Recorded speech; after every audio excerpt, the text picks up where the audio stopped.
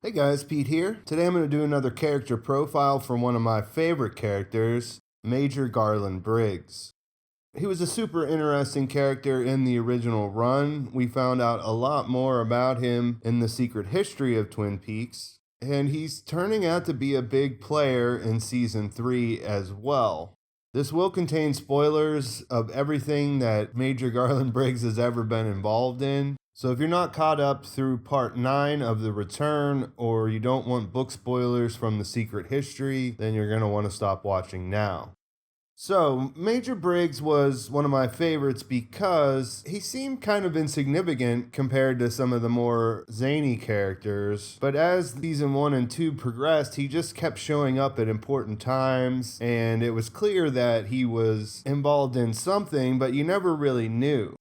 What we did know about him was that he was in the United States Air Force and that he did some work near Twin Peaks, but he always said that was classified when anybody asked. When the secret history came out, we found out that he was actually the overseer of Project Blue Book, which was a top secret program that revolved around paranormal activity. And we found out that it wasn't just like extraterrestrial, it wasn't just involving things from outer space, but this particular work that he was doing also focused in on the local area around Twin Peaks.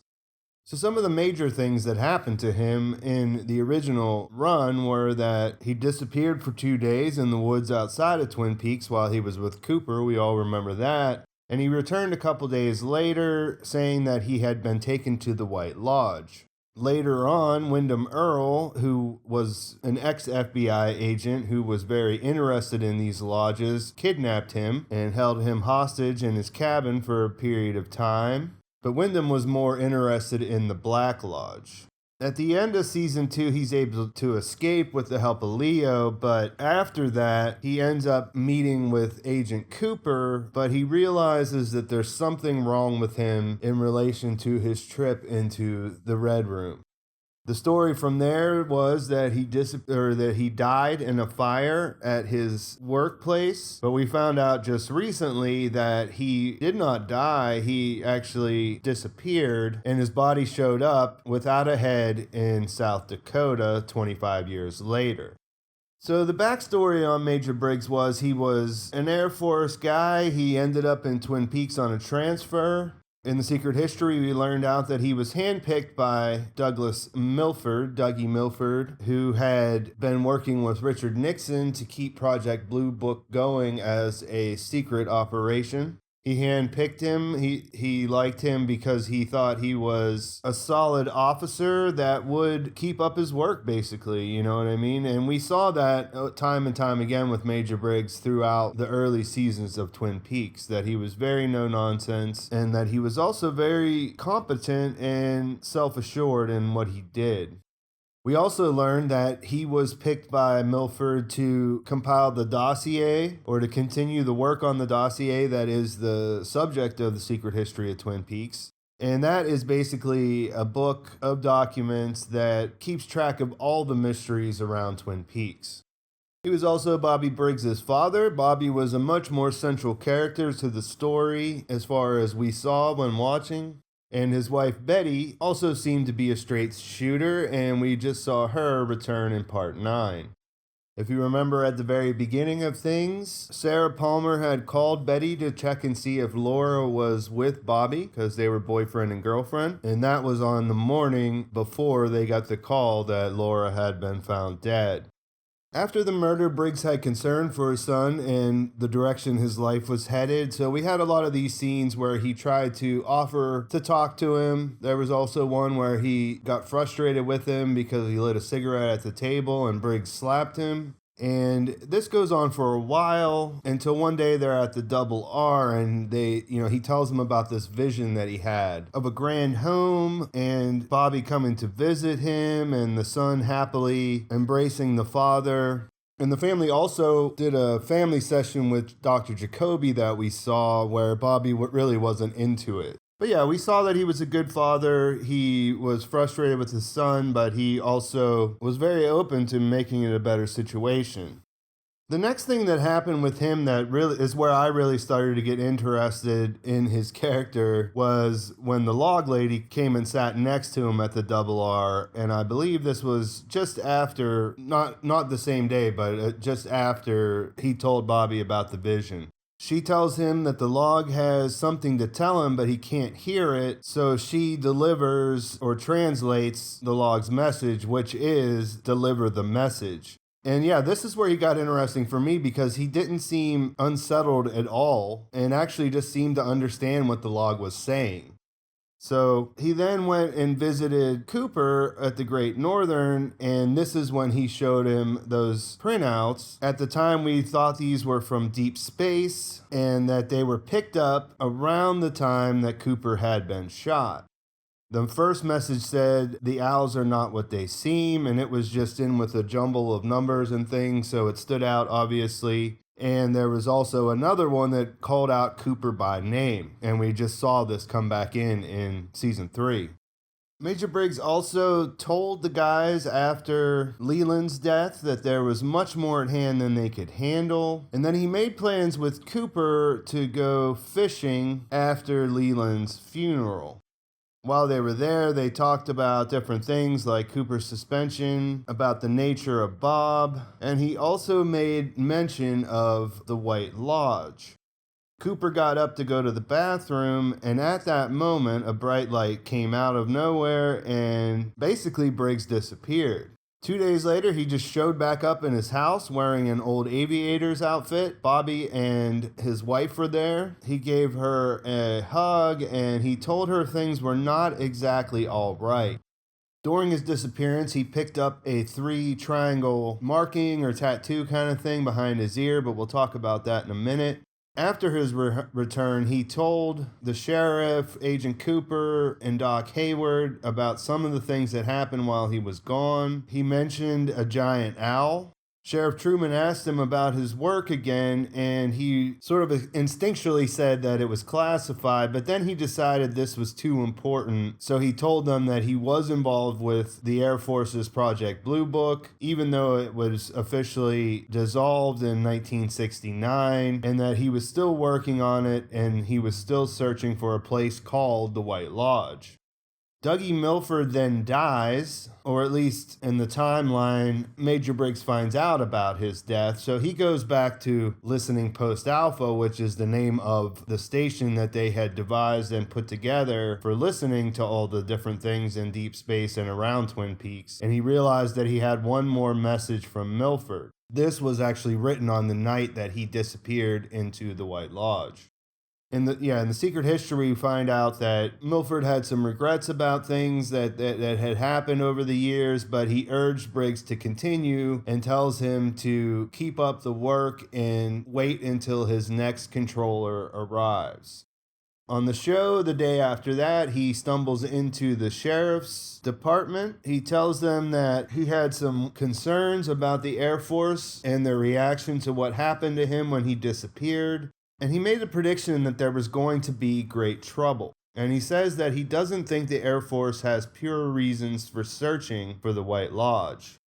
At the Double R, a couple days later, the log lady comes over and examined his markings, and they went to the sheriff's department together to talk to Agent Cooper, where they both show him the markings that they have. As mentioned, Briggs has the 3 triangles, which is similar to what Dougie Milford had from his disappearance in the woods by Twin Peaks when he was a kid, but the log ladies are different. She has the 2 peaks from her experience of being abducted or her disappearance in the same time when she was a child. Remember, she was with Carl Rodd and one other person, and they were basically abducted, we'll say. So a few days after that in the show, we find out that Major Briggs has seen the petroglyph from Owl Cave, and at the same time we find out Agent Cooper needs Major Briggs' help in relation to Windom Earle. It turns out that Windom Earle was involved with Project Blue Book at one time, and even though the security clearance had been cleared and all that, he still says that since there's going to be human lives at stake, that he'll go ahead and tell them what he knows.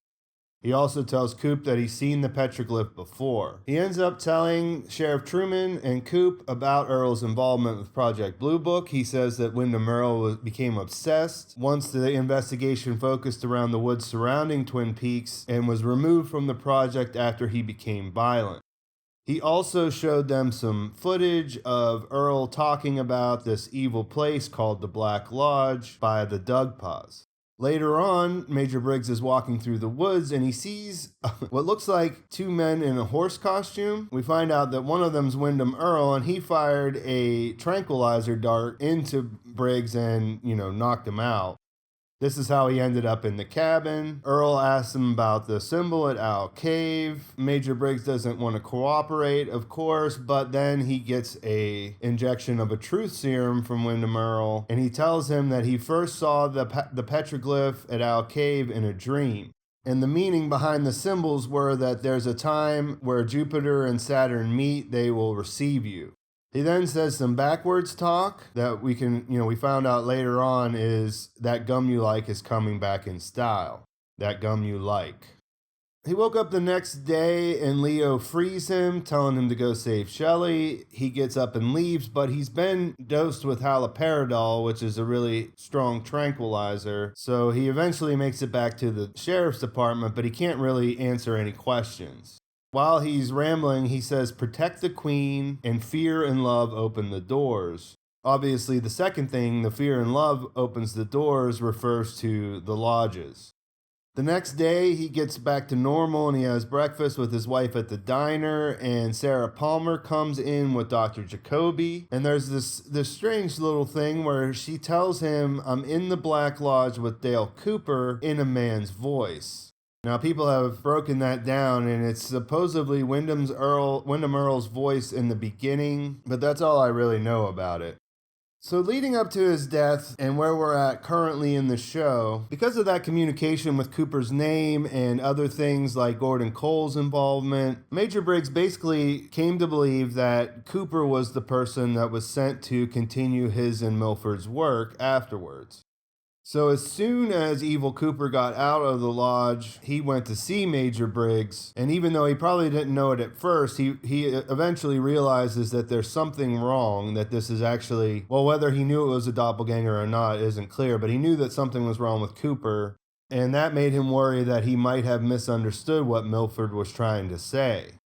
Directly after that, as far as I can tell, Briggs wrote a message for Bobby that would be delivered through his wife to visit a location near Listening Post Alpha at 2:53 on October 1st and October 2nd, and to put some soil into his pocket before he leaves this place called Jackrabbit's Palace. So that was put into the metal capsule we just saw and into the living room chair. And Betty, his wife, was told directly that Hawk, Sheriff Truman, and Bobby would eventually come asking about what happened with his meeting when he met with Dale Cooper after he returned from the Red Room.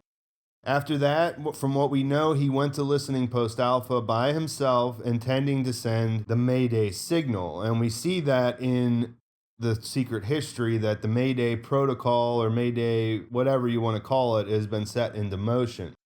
After that, he was reported to have died in a fire at the station. And from Hawk and Truman talking about this, we know that Cooper left town soon after. We don't know exactly what happened up there during the fire, if he did this to throw Evil Cooper off himself or something else happened. We just don't really know. But we do know that over the next 25 years that his fingerprints showed up in like 16 different locations or 16 different requests that came against that military block that we saw happen in Buckhorn, South Dakota. We also know from William Hastings that he was hibernating in a different reality or a different dimension, which, Hastings calls the zone. So in September, Hastings and his partner Ruth, who are researching this stuff, claim that they visited the zone where they met the Major. We know that the Major they're speaking about is Major Garland Briggs because he identifies him in the lineup that Tammy shows him. He said that he needed coordinates and he needed them to access a secure military database. And when they did so, Bill and Ruth watched as the man floated up into the air and said the words, "Cooper, Cooper." And then his head disappeared. Then something happened that we're not exactly sure about, but there were other people there who attacked them, wanted to know Hastings' wife's name, and eventually killed Ruth. The next thing Hastings remembers is he awoke at home and knew that Ruth was dead. So in Buckhorn later on, Ruth's severed head was discovered in her bed along with Briggs's body, which had no head.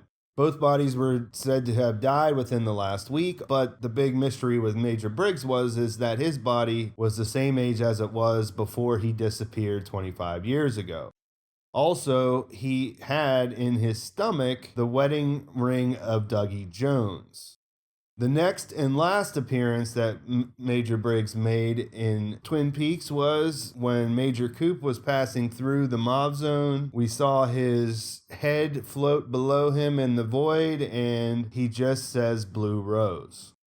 So that is pretty much everything that Major Briggs has been involved with, and it's a pretty amazing thing when you look at it like that. What's going to happen to Jack's Rabbit Palace, we don't know, but it's fascinating that he put this in. If you think about it in the timeline, that he did this back then. It's also fascinating that all the stuff with Bobby and Bobby being rebellious and upset and becoming a cop and being there, it's fascinating that his father saw this all before he disappeared. So, I've been thinking about it because I made the character profile of Jeffries last week. Been thinking about it. These are the two characters that were definitely involved with the lodges, like in visiting, that we know went and came back. Of course, Jeffries only came back for a short time, but both of these characters, even though the actors who played them have passed on, are playing a major part in season 3 so far.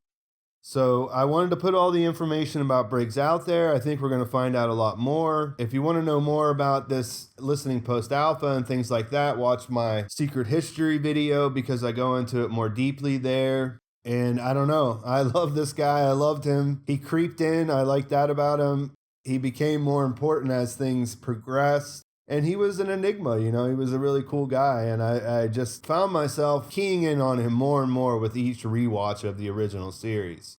So it's definitely a tragedy that Don S. Davis wasn't able to reprise his role. But I think it's a testament to how great of an actor he was and how great of a character Mark Frost and David Lynch made up with this guy, that we can still feel like his presence is there even after he passed away. So I hope you liked the video. Please give it a like. Please subscribe to my channel. Follow me on my social media accounts. I'm on Twitter all the time. I try to post in the other ones as well. So give me a follow. Give me some support out there. And can't wait for part 10. I'll be doing my videos this week. So thanks for watching. I'll talk to you soon.